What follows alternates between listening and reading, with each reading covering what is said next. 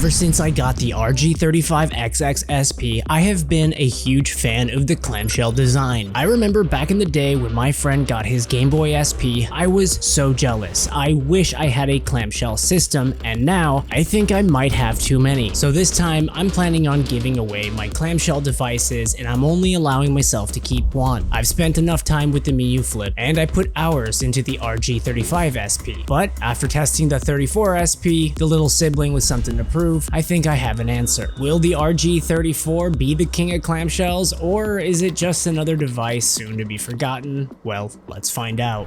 So right when I opened the package and grabbed the box, I was instantly disappointed because I saw the yellow model front and center, and I was bummed that the colorway I wanted wasn't the one sent. And like all Anbernic boxes, this box feels great and it's high quality. But alas, we aren't reviewing boxes, so let's open this baby up. And to my surprise, I didn't see any sign of that ghastly yellow anywhere, and instead it came in one of the best colorways for this system. The gray SNES color scheme is absolutely beautiful. The device looks amazing apart from that forehead, which we'll get to later. Inside you get the system, a manual that I won't read, a screen protector that I won't use, however it's much better quality than the one that came with the Flip, and another USB charging cable which is ridiculously long. And upon turning on the device, I was met with the standard Anbernic menu that we've all come to know and accept. It's simple, basic, and a bit boring, but we're gonna fix that by installing the modified stock OS so I can install a custom theme that I built. Now, upon holding the device, I instantly noticed that the joysticks are not as good as the ones on the Flip. In fact, I'd say all the controls on this device are subpar when comparing it to the Flip. The buttons do feel clicky and responsive, but man, these joysticks feel janky. They just feel too stiff, and they feel way too springy, and they don't glide as smoothly as the Flip's joysticks. And even the shoulder buttons don't feel right. If I push it in this direction, I get this weird audible click.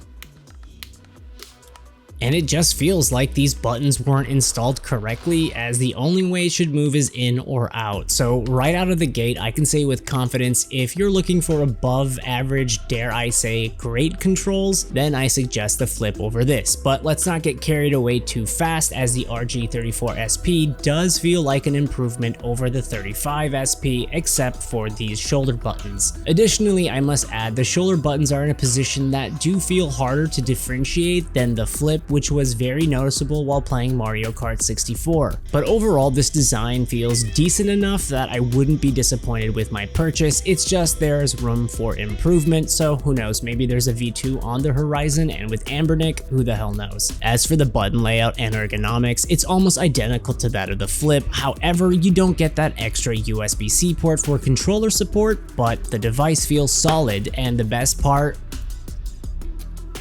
see, now that's what I'm talking about. The hinge on this device is perfection. It's smooth as butter. Whereas the Flip, I felt like I was some chiropractor having my way with it, but the RG34SP's hinge is leaps and bounds better. Now, the biggest thing I noticed is the uneven and asymmetrical screen. Now, is this a deal breaker? No, not really, but I do wish they designed this screen to be perfectly centered, but this is something I can look past and get used to if that means the system itself can do what I hope. But before we jump into the meat and potatoes, I need to make this device feel like it's actually mine, and the only way to do that is through customization. So first, I had some spare buttons from my RG35SP that are the exact same size, so I spray painted those as I think it will match the overall aesthetic I'm going for, and after that, I need to build a new custom theme, so let's get that out of the way. The device is pretty simple to open, but be careful as the battery is connected to the back of the device and the ribbon cable is connected on the front side of the board, which is a little bit more difficult, but as long as you move slow, it's quite easy to swap out the buttons. The shoulder buttons, each respective side, are connected to each other. I don't know if that's why these buttons feel off, but they do wiggle a bit, and I think I might tinker with this later on to find a way to make these feel a bit more stable. Now, this looks really cool. The black buttons on the gray shell makes the device feel a little bit more mature and less like a toy. I don't know, what do you guys think? This or the SNES buttons?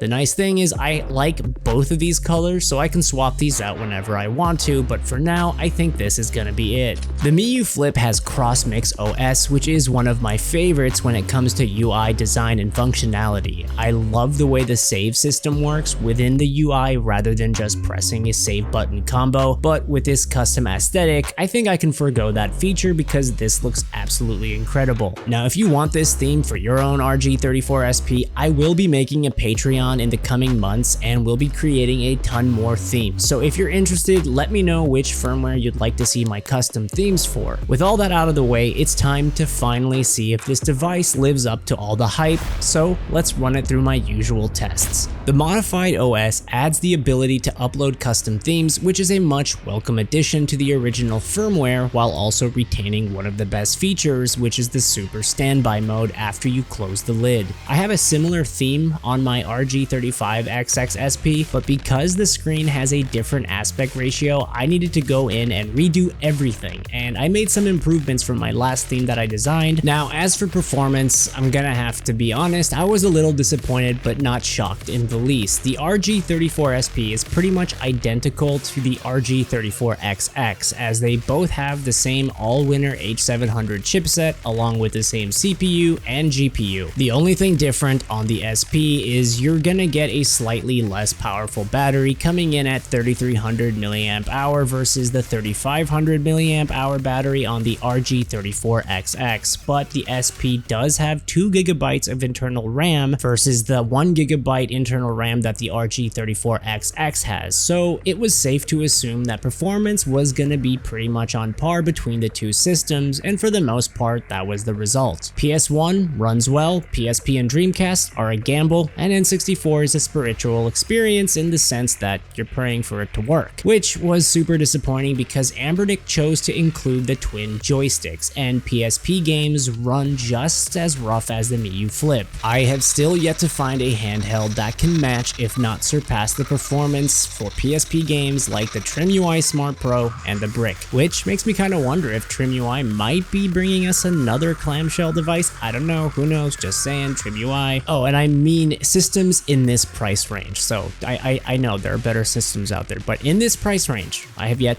to see a system like those two. But PlayStation games run very well, and however, I think those games do look better on the Miyoo Flip since the screen ratio is more ideal for games that run in 4:3 ratios, but where the SP shines, and I do mean shine because Game Boy Advance games look absolutely amazing on this device. So much so that I ended up spending hours just transferring all of my progress on any other system that had GBA saves on it onto the RG34XXSP. The screen quality is so apparent when comparing it to my Brick or even my RG35XXSP that I decided to make this just my specific device, my dedicated handheld for all Game Boy Advance games. The only downside is the controls don't feel as good as they do on the Miyoo Flip nor the RG35SP. Now I know that sounds crazy as many have complained about the RG35's controls, but for me I just don't like the controls on the RG34SP,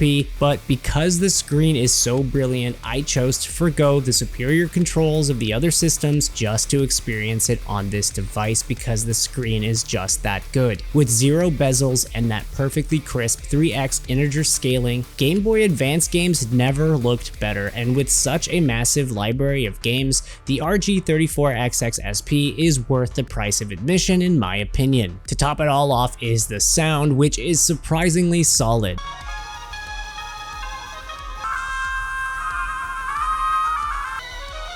Which shouldn't be impressive, but here we are. And after a couple days with this device, I finally have a clear answer as to which system I'm gonna be keeping, and it's gonna be the RG34SP. Between all the other options out there, this system just comes out on top in the most important areas. Price, you're getting a great bang for your buck. The performance is on par with the more expensive Miyoo Flip, and you're getting a screen that not only looks better than the Flip, but is in an aspect ratio that makes sense. Sure, game games that run in 4x3 like Dreamcast does look much better on the Miyoo Flip, but these systems honestly aren't ideal for those games. Sure, you can play some of those games, but when I say play, I mean play with an asterisk, because if you're looking for a dedicated device for those higher end systems, then you're gonna want to save up some money and get a device that can actually handle those games for smooth gameplay like a Retro Pocket 5 or Flip. But when you look at how the 34SP was modeled, it's clear what it was trying to emulate, and that's the Game Boy SP, and it plays Game Boy Advance games better than all the other systems apart from the controls. And honestly, I'm just nitpicking. These controls aren't bad enough where it makes that much of a difference. It's just that I wish I could swap the Miyoo Flip's controls and place it onto this system, but these buttons are functional enough and the screen quality is just so amazing that it's hard not to recommend. And this is what makes this device perfect for those who want to get into the hobby without spending over $100. Right now, you can get this device with a name brand 128GB SD card ready to go out of the box for around $80 from Mech DIY. You can use my code, which is down the link, and get an extra 13% off, or go on AliExpress and look for deals and coupons there. There are a ton of deals out there to get these systems for relatively cheap, so if you do want to get into this hobby, that's what I suggest trying. But yeah, I think I'm gonna have to take back though the giving away. I'm gonna give away the Miyoo Flip to a friend, but I'm not gonna give away my 35XP, and that's what customization does, you know.